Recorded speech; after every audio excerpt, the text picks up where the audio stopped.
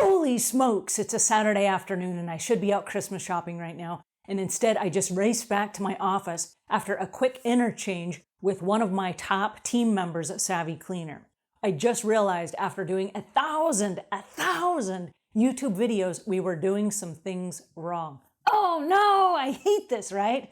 I don't hate it because every day we're getting a little bit better, but I want to share this with you. I'm Angela Brown, and this is Ask a House Cleaner. This is a show where you get to ask a house cleaning question, and I get to help you find an answer. All right, in the house cleaning business, we were doing everything we knew to do, and we were correct at everything we were doing. But we had a lot of callbacks, and we were making a lot of mistakes, and we didn't know why.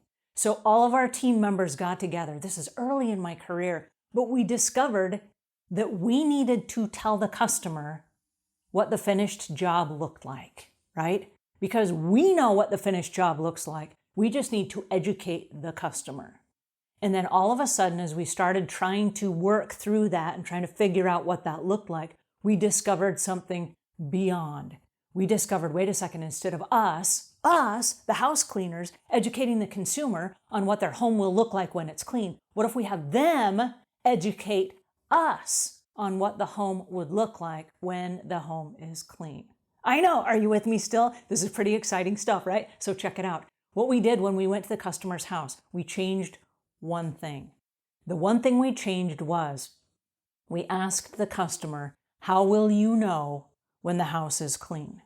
And the customer would come up with these great ideas, and then we would make a note. And we said, if that customer thinks this would change the outlook of their home, let's do that in all of the homes. Then we would ask the next customer, how will you know the house is clean? And they would say, it would be something different, okay? Some of the homeowners would say, the blinds will be turned to a slant instead of being horizontal. And so we said, okay, great, we will turn them to a slant. There were other customers that said all the fringe on the oriental rugs will be combed. And we said, oh, okay, interesting. Let's make a note of that. So there was a series of all these little things that every different customer had told us was important to them. Then we started incorporating those and we created a series of about 22 things that we do at every single house. It revolutionized our business. Just that simple question got callbacks. It reduced them by 67% in the matter of about 3 weeks. And so all of a sudden, our business was changed. Okay, so what happened today? Today, something also happened that was very similar, where if we change one or two things, everything will change. And I sat here going, wait a second, how come I didn't see this? Well, it takes me back to earlier this year. This is 2020. This is the year of COVID. And what's interesting is I normally take 5 or 6 vacations a year to exotic places just to clear my head and to get away from my life, just to take a break and have a breather. And then I come back and I run really hard and I do my business, right? But because of COVID and they'd cut off the international flights from the United States, I was not able to go on my vacations this year. So we took a vacation in the low country of South Carolina at this really fancy resort called Palmetto, Bluff. And it's a fantastic place. It's kind of like magical in every sort of the imagination. And if you ever get a chance there, I hope you go. Everything that happens there happens on bicycles. So you check out a bicycle when you get there and you ride it everywhere you go. So you ride it to dinner, you ride it just around the island, you ride it on all the different occasions, and every night they have this great big fire pit where they have a little roasted marshmallow party where you make s'mores.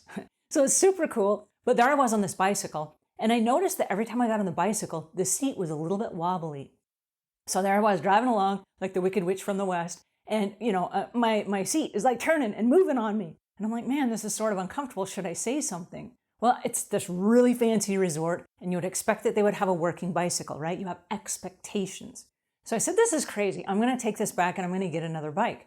So my husband's like, no, don't cause a fuss. Just trade me with my bike. Well, he got on it, and of course he's driving along and he's like sliding around and whatever. It's not comfortable for either one of us. So finally we agree that we're going to take the bike back. So we go back and there's this guy that's standing at this little podium. He's waiting for people to come ask questions about the bicycle. So I go up to him and I'm like, hey, I hate to interrupt or whatever, but I have this broken seat. And when we try to drive, you're like slipping and sliding around and it's just not a good user experience. So he says, oh, I can fix that. Hang on one second. I can fix that right now. And he brings out this little set of tools and he tightens the seat. And I'm like, I don't get a new bike. It's just tightening the seat. You're just going to tweak something and then off I go. He's like, okay, it's all fixed now. And I said, okay. So I got back on the bike and it was fixed, just like that. A small tweak to the seat and it was fixed. I think he had like a little Allen wrench or something and he tightened the seat from the little lever that adjusts it up and down. My point is this: one small tweak changed my whole bicycle riding experience the entire time that I stayed at this island. Now, what's interesting about that, it also changed the way we do business by asking the customer one question in our business. We didn't change everything. We did one small tweak, and then as our business progressed, we made a couple small tweaks along the way, right? So what got me in here on a Saturday afternoon? I know you're dying to know, right? There were a couple things about the YouTube channel, and we just reached 100,000 subscribers. We just finished and crossed the milestone of 1,000 shows. So there's a part of me that's like, look at me, I'm a house cleaner, and I figured out YouTube.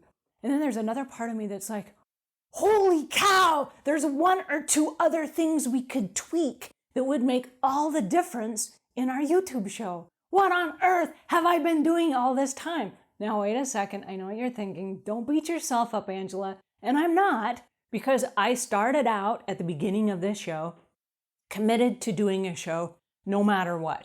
But hey, guess what? You're still here, and so am I. And I'm super excited because as I move forward, this show just kind of took a little tweak for me. And I'm really excited about where it's headed next. So I'm going to keep you posted, because you're about to see some amazing changes. Alrighty, that's it for today. I hope you found this helpful. If you have not yet, subscribe, because we're here 5 days a week. We're here to help you grow your cleaning business, and we answer your house cleaning questions. And until we meet again, leave the world a cleaner place than when you found it.